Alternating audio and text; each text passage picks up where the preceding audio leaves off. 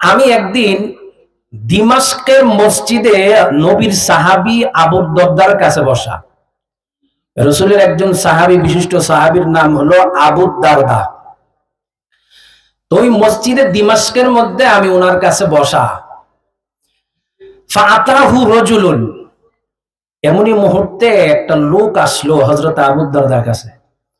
এসে বলতেছে, হে নবীর সাহাবী আবু দারদা, জিতুকা মিন মাদিনাতির রাসূল, আমি সুদূর মদিনা থেকে, রসুলের মদিনা থেকে সফর করে তোমার কাছে আসছি।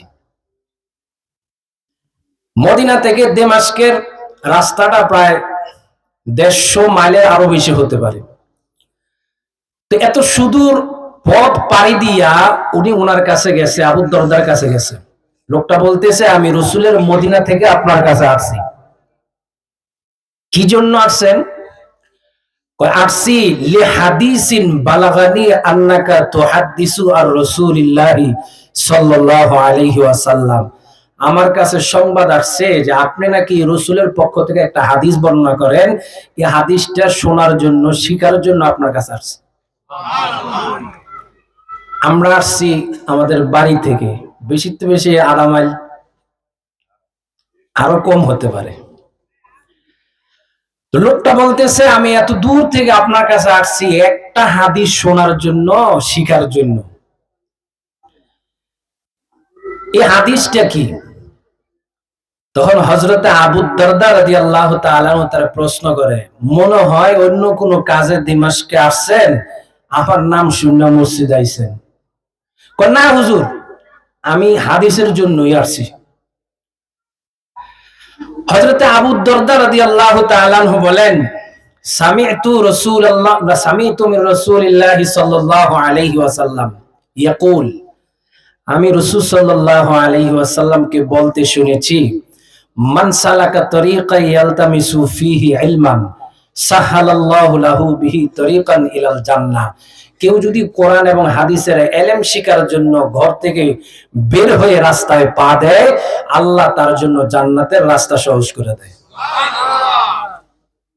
যারা দ্বীনের ইলম শিখার জন্য আসে, তালেবুল ইলম, দ্বীনের ইলম, কোরআন হাদিসের ইলম শিখার জন্য যারা আসে, বসে মজলিসে, তাদের দাম আল্লাহর কাছে অনেক বেশি। আল্লাহ তাদের জন্য জান্নাতের রাস্তা সহজ করে দেয়। আপনিও যদি নিয়ত করেন কোরআন এবং হাদিসের মাহফিলে যাই কিছু শিখার লাগে, কোরআন হাদিসের আলোচনা শিখার জন্য, মাসলা মাসাইল শিখার জন্য, আপনার নামটাও তালেবুল ইলমের খাতার মধ্যে উঠাই। লাভ না লস?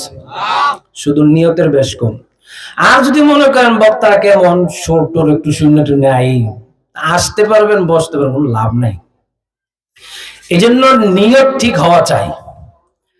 যারা আয়োজক তাদের নিয়ত ঠিক হওয়া চাই, যারা শ্রোতা এদের নিয়ত ঠিক হওয়া চাই। কিছু কিছু আয়োজক আছে মানুষ জমানোর জন্য বালা বক্তা দাওয়াত দেয়। কতক্ষণ ঠিক না বেটি?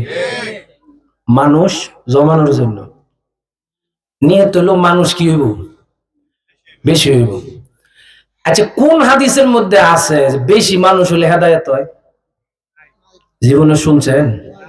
হ্যাঁ, এই নিয়ত গুলো কিন্তু আমাদের আছে সমাজের মধ্যে।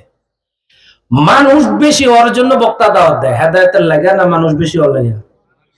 আর জোরে কন। তো এই বক্তার ওয়াজ শুননা আর এই আয়োজকের আয়োজনে ওয়াজ শুননা শ্রোতা কেমনে হেদায়েত হইব?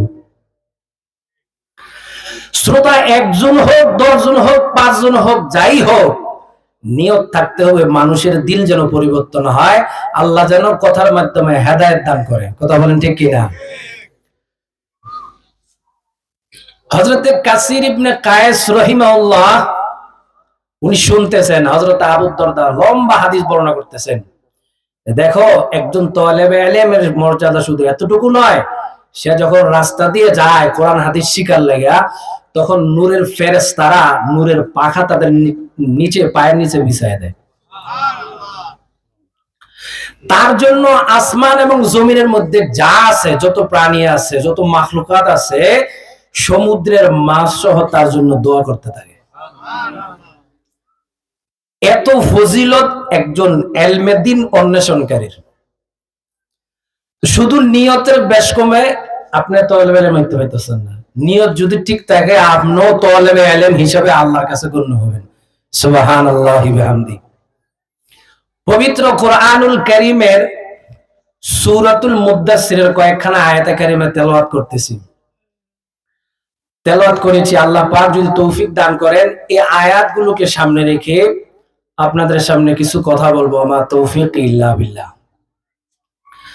আল্লাহ রাব্বুল আলামিন বলেন, জান্নাতের মধ্যে জান্নাতি এবং জাহান্নামীদের সাথে একটা কথাবার্তা হবে, একটা সময় আলোচনা হবে। জান্নাতীরা জাহান্নামীদের সাথে কথা বলবে, জিজ্ঞাসা করবে জাহান্নামে যে আসলেন কি কারণে জাহান্নামে আইছেন? একসাথে না সমাজে বসবাস করছি, এক মহল্লাতে থাকছি, একসাথে উঠা বসা করছি, আপনারা জাহান্নামের আগুনে জ্বলতেছেন আর আমরা জান্নাতি, বেশ কম কেন? তখন জাহান্নামীরা চারটা মৌলিক দোষ অপরাধ তারা তুলে ধরবে। কয়টা? আরো জোরে কন। চারটা মৌলিক বড় বড় অপরাধের কথা তারা তুলে ধরে বলবে, এই অপরাধে আমরা জাহান্নামে আসছি। কোরআনের কথা আল্লাহ নিজে বলেছেন সূরাতুল মুদ্দাসসিরের মধ্যে, যেই দোষের কারণে জাহান্নামে গেছে এই দোষগুলো আমাদের মধ্যে থাকুক, এটা চান?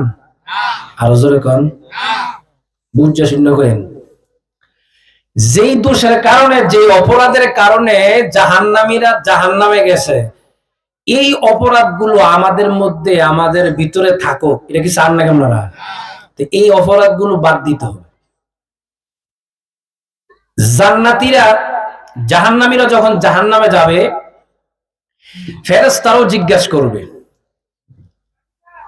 যে তোমরা যে জাহান্নামে যাইতেছো তোমাদেরকে বুঝানোর মতো কোন লোক কি দুনিয়াতে ছিল না?